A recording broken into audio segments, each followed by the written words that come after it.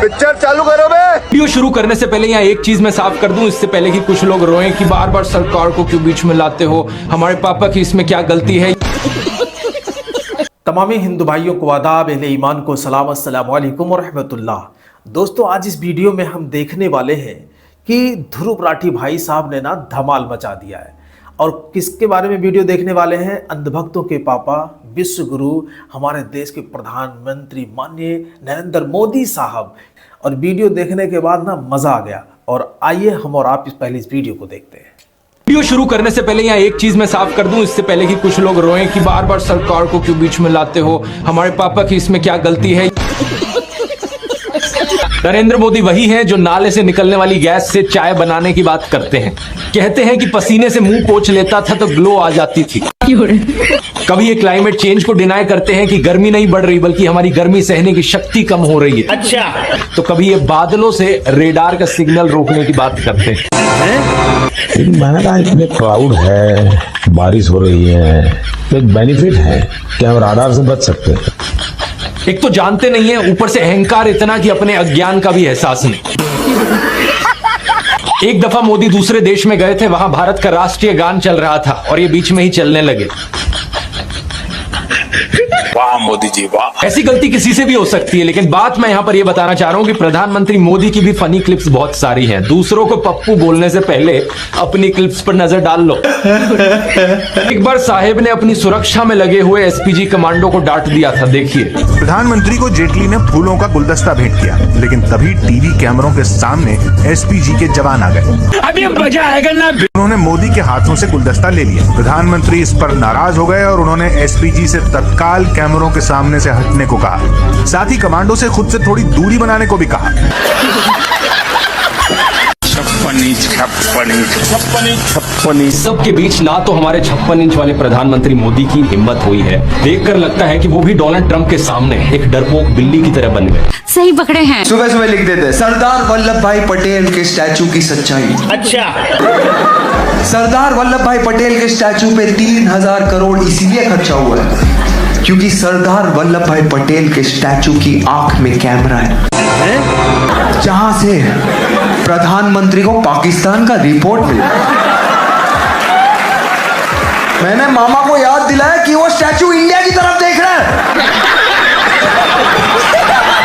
नरेंद्र मोदी अक्सर कहते हैं कि उन्होंने भिक्षा मांगकर गुजारा किया। कभी कहते हैं कि 35 साल के लिए, कभी कहते हैं 40 साल के लिए। करीब 40 साल मैंने भिक्षा मांग करके खाया है। मैं 35 साल तक भिक्षा मांग करके खाया। इनमें से एक तो झूठ है। चलो, इतनी तो बोलने में गलती हो सकती है। 35 साल हो, 40 साल हो, लोग अक्सर भूल जाते हैं। लेकिन सवाल ये कि वो एमएलए पहली बार बने 2002 में, तब उनकी उम्र होगी 52 इयर्स। लेकिन उससे पहले 90s में ही पता नहीं कैसे उन्होंने फॉरेन टूर्स कर लिए। अभी मजा आएगा ना। फोटोज देखो उनकी, आईफिल टावर के सामने पेरिस में, व्हाइट हाउस के सामने अमेरिका में, हॉलीवुड के सामने, लंदन गए, वो मलेशिया गए। क्या 40 साल भिक्षा मांगकर इतने पैसे कमाए जा सकते हैं कि फॉरेन के टूर्स कर ले 90s में? और साथ ही साथ इसी बीच में नरेंद्र मोदी ने बीए और एमए की 2 डिग्रीज भी कर ली अलेजिडली। ये कैसे हो गया? Good question. आप ही बताओ दोस्त। साल 1990 में डायकाम मॉडल 1 रिलीज हुआ था, जो कि यूएस में लॉन्च होने वाला दुनिया का पहला कमर्शियली अवेलेबल डिजिटल कैमरा था। सही पकड़े हैं। लेकिन प्रधानमंत्री मोदी अपने इंटरव्यू में बताते हैं कि उन्होंने पहली बार डिजिटल कैमरा 1987 या 1988 में यूज किया था। मैंने पहली बार डिजिटल कैमरा का उपयोग किया था 87-88 में शायद। मतलब भिक्षा मांगकर यहाँ पर फॉरेन टूर भी कर लिए और डिजिटल कैमरा भी खरीद लिया डिजिटल कैमरा के रिलीज होने से पहले। वाह, क्या फकीरी है। अपनी कलम को गिरवी रख चुका एक गीतकार कहता है कि फकीरी है आपके स्वभाव में। एक फकीरी है आपके स्वभाव में। कभी नरेंद्र मोदी खुद ही कहते हैं कि हम तो फकीर आदमी हैं, झोला उठाकर चल पड़ेंगे। अरे हम तो फकीर आदमी है, झोला लेके चल पड़ेंगे जी। अभी बता दे भाई, अभी बता दे। लेकिन पूरी दुनिया में आपने ऐसा कोई फकीर देखा है जो 1,40,000 का चश्मा लगाता हो, अपनी बूढ़ी माँ को नोटबंदी के लिए लाइन में खड़ा कर दिया और खुद घूमते हैं 12 करोड़ की मर्सिडीज में? तुम्हें शर्म है कुछ? एक तरफ तो शास्त्री जी जैसे प्रधानमंत्री देखे हैं देश ने। बताया जाता है कि उनके पास सिर्फ 2 धोती और 2 कुर्ते हुआ करते थे। कुर्ता फटकर इस्तेमाल करने लायक ना रहे तो उसे भी रुमाल बना लेते थे लाल बहादुर शास्त्री जी। रुको जरा। इन प्रधानमंत्री मोदी की यूएस विजिट की इन फोटो फोटोज को देखिए, एक दिन में 4 बार कपड़े बदलते हैं। द प्रिंट में लिखे गए इस आर्टिकल को देखिए, उत्तराखंड और हिमाचल जाते हुए प्रधानमंत्री मोदी ने 8 घंटे में 4 बार कपड़े बदले। कोई इनसे सीखे। टाइम्स ऑफ इंडिया के आर्टिकल को देखिए, प्रधानमंत्री मोदी गंगा आरती करने गए तब भी कपड़े बदलते जा रहे हैं। हुबली टाइम्स वालों ने तो इनकी फैंसी ड्रेस का एक पूरा कोलाज बना दिया। इंडिया टुडे ने भी इनकी 22 हेड गियर्स की कलेक्शन दिखाई है इस आर्टिकल में, और इस इंडियन एक्सप्रेस के कोलाज को भी देखिए। वाह मोदी जी वाह। उसके बाद नेता लोग सब हिस्ट्री में जा रहे हैं। यही वो फोर्ट है जहां से महाराज ने मुगलों को मारा था और मुगलों पर विजय प्राप्त करके महाराज ने वहां भगवा। हम लोग बहुत सही है भाई, पर महाराज का एग्जाम्पल लेके आप थोड़ा अपने लाइफ में भी इंट्रोस्पेक्ट करो ना। बात तो सही है। महाराज 300 साल पहले फोर्ट बनाया, अभी तक खड़ा है। तुम लोग 2 साल पहले रोड बनाया, गायब है। कहीं महाराज आ गए ना वापस। नहीं महाराज छोड़ो, घोड़ा रिजेक्ट कर देगा काम। घोड़ा ही बोला महाराज आपको पता है क्या हर पुतले में मेरा 2 टांग ऊपर क्यों है, आपको पता है? आपके नेता लोग 4 टांग रखने का जगह ही नहीं छोड़े। औरों की तो छोड़ो, नरेंद्र मोदी खुद इस बात को बार बार दोहराते रहते हैं। कहते हैं कि उन्होंने अपने परिवार को देश के लिए छोड़ दिया। मेरे देशवासियों, मैंने घर परिवार सब कुछ देश के लिए छोड़ा है।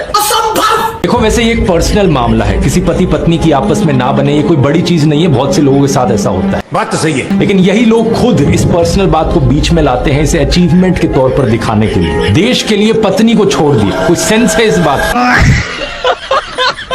सच में यार, झूठ बोलने की एक हद होती है यार। इतना कौन झूठ बोलता है? सबसे आपका रिश्ता नाता है, तो आज आप ऐसे थोड़ी विश्व गुरु बन गए भाई। आप कमाल कर दिया आपने, विश्व गुरु ऐसे थोड़ी बन गए। आप सबसे रिश्ता नाता रहा, अच्छा है। पूर्व प्रधानमंत्री लाल बहादुर शास्त्री जी ने तो अपनी पत्नी को नहीं छोड़ा, तो क्या वो देश के लिए काम नहीं कर पाए? महात्मा ज्योतिबा फूले की पत्नी सावित्रीबाई फूले के बारे में तो सब जानते हैं, क्या उन्होंने देश के लिए महान काम नहीं किया? मैं नहीं बताऊंगा। आपने अगर रामलीला देखी है तो उसमें भी देखा होगा कि कैसे सीता जी ने भी भगवान राम का साथ दिया वनवास में, और राम ने उन्हें बचाने के लिए क्या क्या नहीं किया। सही पकड़े हैं। पंजाब केसरी अखबार ने तो उनकी चरण वंदना करते हुए उनकी तुलना भगवान बुद्ध और महावीर जैन से कर डाली। लेकिन इन लोगों से मैं पूछना चाहता हूँ, क्या कभी भगवान बुद्ध ने अपना घर छोड़कर ऐसे बयान दिए क्या? सम्माननीय आदरणीय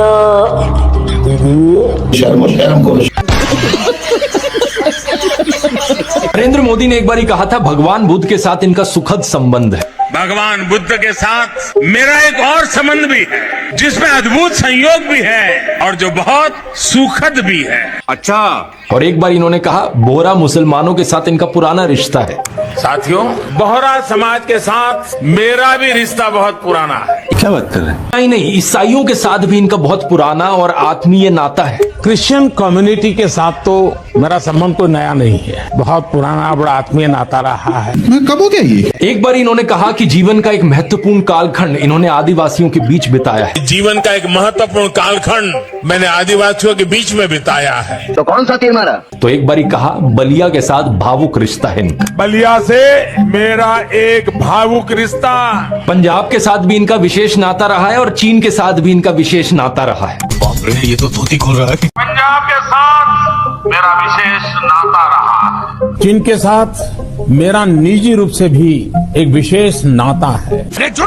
फ्रांस के साथ भी इनका पुराना नाता रहा है और यदुवंश के साथ भी इनका रिश्ता नाता है। मेरा खुद का व्यक्तिगत रूप से फ्रांस के प्रति लगाव बहुत पुराना रहा है। अरे यदुवंश के साथ तो हमारा रिश्ता है, हमारा नाता है।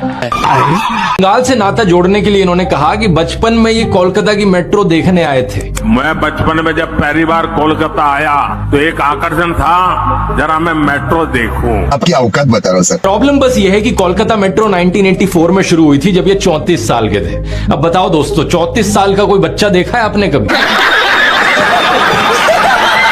अभी ये सब बोलता हूँ ना मैं, तो लोग मुझे धर्म विरोधी बुलाते हैं। मतलब यार, ये मोदी जोक्स पे कोई धर्म विरोधी कैसे बुला सकते हैं? लाइक मोदी जी धर्म है क्या? तो फास्टेस्ट ग्रोइंग इंडिविजुअल है भाई।